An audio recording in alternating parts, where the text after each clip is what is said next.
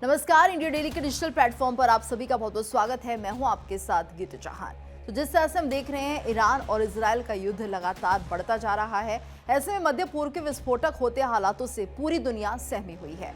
बढ़ता तनाव वैश्विक वित्तीय बाजारों के लिए गंभीर चुनौती बनता जा रहा है। तेल की कीमतें, महंगाई की आशंका, फेड की संभावित नीति में बदलाव और निवेशकों की घबराहट ने बाजार में भारी उथल-पुथल मचा दी है।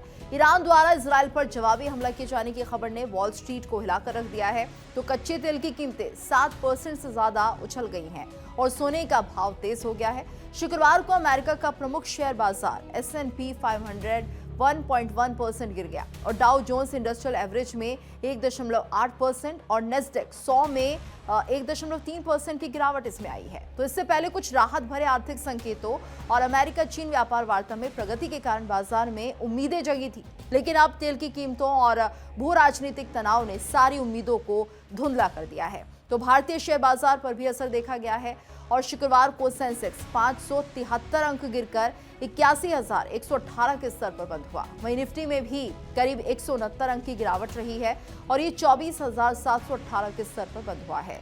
वॉल स्ट्रीट का डर का पैमाना माने जाने वाला VIX इंडेक्स 20 के स्तर को पार कर गया है और जिसे निवेशक आमतौर पर बाजार में घबराहट और अस्थिरता की सीमा मानते हैं। इससे साफ हो गया है कि निवेशक बाजार की मौजूदा स्थिति को लेकर चिंतित हैं और सुरक्षित निवेश की ओर रुख कर रहे हैं। एयरलाइन और ट्रैवल कंपनियों के शेयरों में सबसे ज्यादा गिरावट दर्ज की गई है। तो इसकी वजह है संभावित हवाई सेवा बाधित होना और अंतर्राष्ट्रीय यात्रा की मांग में गिरावट होना। ऊर्जा और रक्षा कंपनियों के शेयरों में बढ़त दर्ज की गई क्योंकि तेल की कीमतें बढ़ने से इन क्षेत्रों में मुनाफा बढ़ने की उम्मीद है। तो आगे चलकर सरकारों द्वारा सैन्य तैयारियों पर खर्च ज्यादा करने की संभावनाओं से डिफेंस स्टॉक्स में तेजी है। अमेरिकी कच्चा तेल यानी West Texas intermediate WTI crude 7.5% बढ़कर $73.17 प्रति बैरल पर पहुंच गया है। ये मार्च 2022 के बाद सबसे बड़ी एक दिन की बढ़त है। वहीं सोने की कीमत भी अंतर्राष्ट्रीय मार्केट में 1.4% बढ़कर $3,432.89 प्रति ऑन्स हो गई है। तो अमेरिकी ट्रेजरी यील्ड भी बढ़ गया है।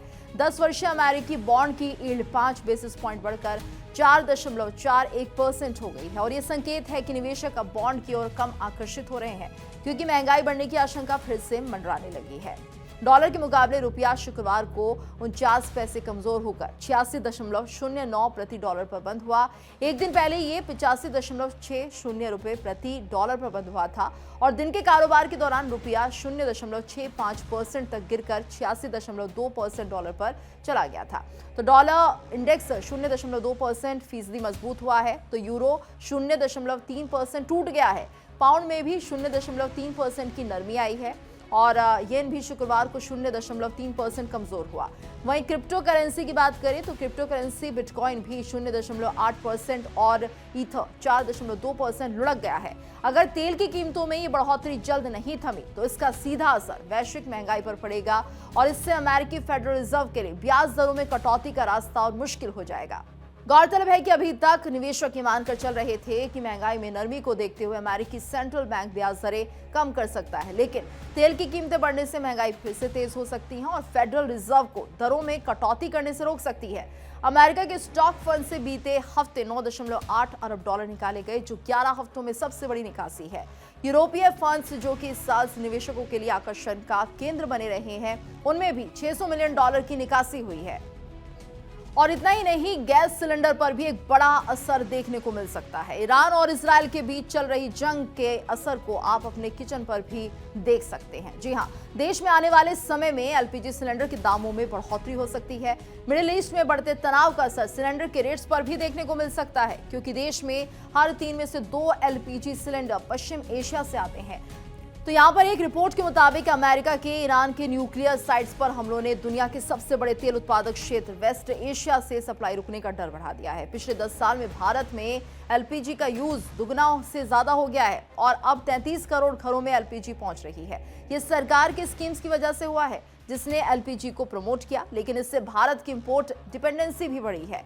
करीब 66% LPG विदेश से आती है और इसका 95% वेस्ट एशिया के देश सऊदी अरब, UAE और कतर से आता है।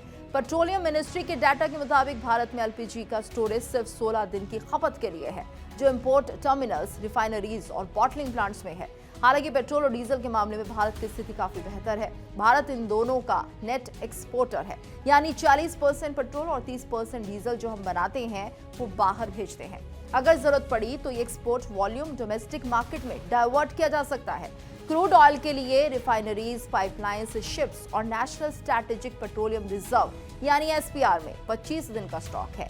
इजरायल ईरान टेंशन के बीच रिफाइनर्स ने पैनिक बाइंग नहीं की, क्योंकि उन्हें लगता है कि सप्लाई रुकने का रिस्क कम है। आप इस खबर को लेकर क्या राय रखते हैं, कमेंट करके हमें जरूर बताइए।